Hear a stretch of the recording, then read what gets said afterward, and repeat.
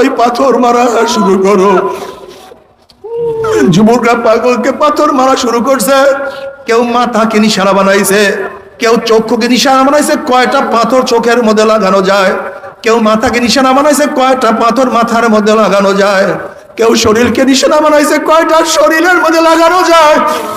এইভাবে নবী আলাইহিস সালাতু ওয়াস সালাম পাথর মারতে মারতে এমন রক্ত বাহির হওয়া শুরু হয়ে গেছে, জুতা মোবারক রক্তে আটকায়া গেছে।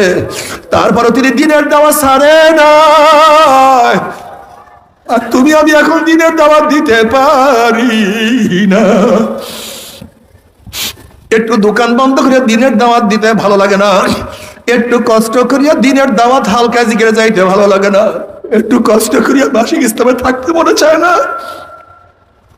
ওরে বিকালে জিকির করতে মনে চায় না। বাবার নবী আলাইহিস সালাতু ওয়াস সালাম এত কষ্ট করিয়া দাওয়াত দিতে পারে,